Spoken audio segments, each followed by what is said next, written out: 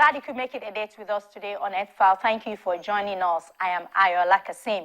2015 presents a historic and unprecedented opportunity to bring the countries and citizens of the world together to decide and embark on a new pathway forward and improve the lives of people everywhere.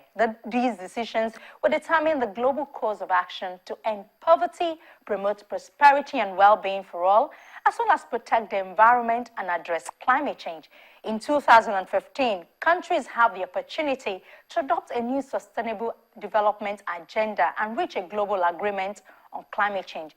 The actions taken in 2015, that is this year, are expected to result in new sustainable development goals that build on the 8th Millennium Development Goals. The United Nations is working with governments, civil society, and other partners to build on the momentum generated by the MDGs and carry on with an ambitious post-2015 development agenda. These SDGs present various opportunities for everyone. So today on the program, we'll be looking at some of the things many Nigerians, men and women, young and old, are doing to tap into the benefits of living sustainably. Comes from the money United Nations collects from the industrialized countries.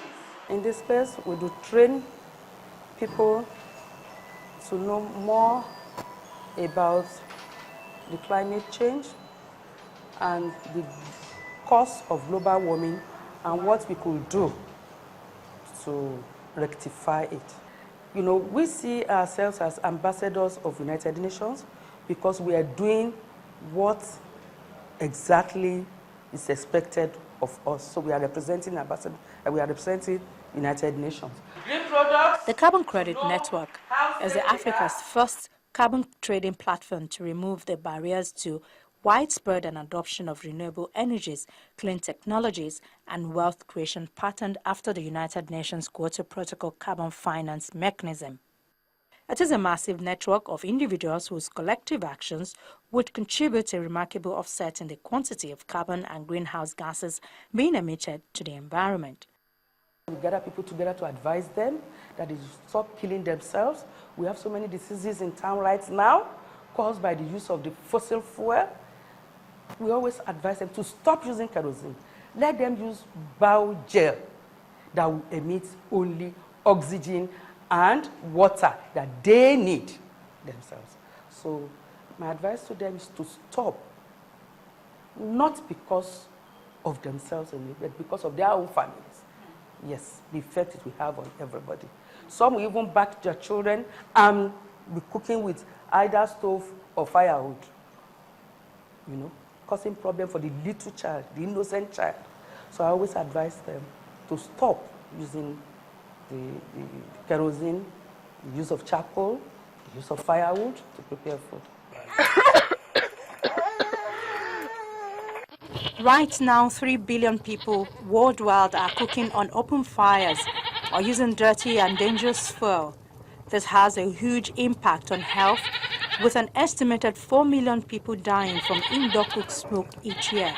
This is more than HIV, AIDS, and malaria combined, and is a problem that is widely unknown and entirely preventable. The majority of the people affected are women and children living in developing countries who die prematurely from illness caused by excessive smoke inhalation. According to the International Energy Agency, in sub-Saharan Africa, over 80% or nearly 728 million people depend on solid fuels such as charcoal and firewood for cooking, more than any other region in the world. The IEA estimates that by 2030, 1 billion people in sub-Saharan Africa will depend on biomass as the main energy source. Open fires and traditional cook stoves provide incomplete combustion of fossil fuel, causing high black carbon emissions. They also have low combustion efficiency, which leads to longer cooking time and increased fuel use. So why do so many people in sub-Saharan Africa still use open fires and traditional cook stoves for cooking and heating?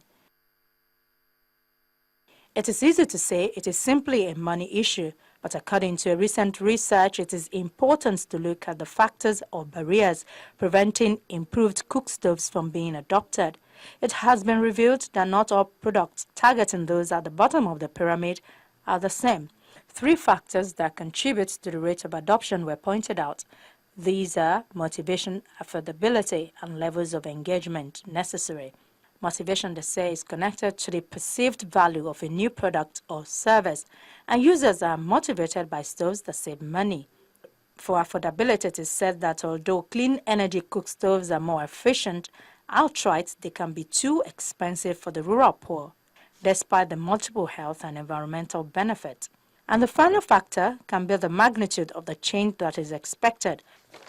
Adoption of a new stove affects an entire lifestyle, which can include gathering wood, an activity with a strong social component, as well as cooking techniques, an activity heavily influenced by tradition. So what is the way out? Most people don't really care. All they care about is the meal is done.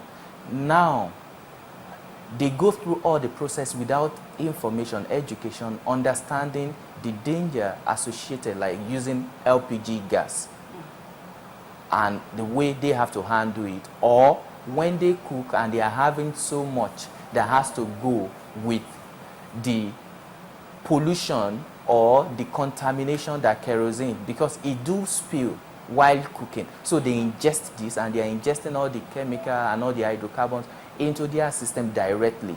Meanwhile, the Nigerian government has approved 9 billion naira for the distribution of 750,000 clean cook stoves and 18,000 wonder bags to Nigerians in a bid to stop the depletion of forest resources caused by indiscriminate felling of trees. The stoves and wonder bags meant for women in rural areas would be distributed under the National Clean Cooking Scheme, which seeks to stem the use of solid fossils like firewood and charcoal for cooking. According to scientists, each wonder bag can prevent the emission of half a ton of carbon dioxide a year and could save a poor family a tenth of their income by cutting fuel costs. In 5 years, the NCCS aims to distribute at least 4 million clean cook stoves in each of the 6 geopolitical zones and provide 20 million clean cook stoves throughout the country. However, the federal government has been asked to go a step further. When you have a company that is producing cook stoves locally, investing millions of dollars that he probably got from a bank at about 22-25% per annum, not minding other additional charges. Or you have a similar company that have to produce their clean cook stoves in, say, China, India, or elsewhere. They have to bring this in. They are paying import duties. They are paying different charges and VAT. And when you put all that together, you find out that they've already expended a lot in ensuring that these cook stoves are brought into the country. However, what we notice is the same entrepreneur haven't borrowed at that high interest rate, coupled with the high costs at the port, gets to the market, now finding out that the same cook stove is being distributed to people for free. And what you are going to get as a response is a typical customer saying, I beg, why are you selling this same cook stove that they gave for free to Mama Nkechi, to me? So while it is a good intentional program, I said good intention is not enough. Because what we are going to get is that, because good intention or the road to hellfire is filled with good intentions. While government at one side are looking at helping people to move away from dirty fuels, but I also think that the government has failed to look at it more holistically and look at what is sustainable. It's an unsustainable approach. And I can tell you that they are not going, families and our mothers are not going to use this same cook stove, because what they don't pay for, they don't value it. Clean cook stoves have the potential to improve health by reducing exposure to smoke from traditional fires and stoves, improve livelihoods through increased savings from reduction of fuel use, and benefit the environment through a decrease in emissions. Despite the significant improvements in cook stove technology in recent years, there has been too little attention paid to the habit, motivations and aspirations of the cook stoves target markets that strongly influence adoption. As a result, clean cook stove adoption in countries like Nigeria has been low. The awareness is the key. All of us have to blow the trumpet. It's when people are aware of something that they can appreciate it. Ignorance is something else if you are not aware. So what we are trying to do is let everybody listen. Because you may be talking to someone, you say, you know, change is not easy. So they'll say, you people have come again, new thing. It's true, it's a new thing, but this is a new thing that is good for us and that is good for the environment and for the society. So it is awareness that we need. For more than a century, if you permit me, African Nigerians have learned how to cook with solid fuels. We have firewood, we have charcoal, we have cow dung up in the north, and whatever that is available, because the meal has to be prepared. They've been exposed to a whole lot of these different kind of energy fuel. What we have provided is not something new. It's the same energy that they've been using to cook. What we have done is just to bring in innovation, and looking at the age that we are living in now, that Peter Drucker called the age of the 3 C's. A lot of things are changing so fast. We have overwhelming complexity in policy and the way things are changing, and we also have tremendous competition. So our women also need alternatives. They need something new, something different. And in order to get home our message, all we have to do was simply to partner with them, not to force them or to teach them how not to cook, but just to show them the alternative.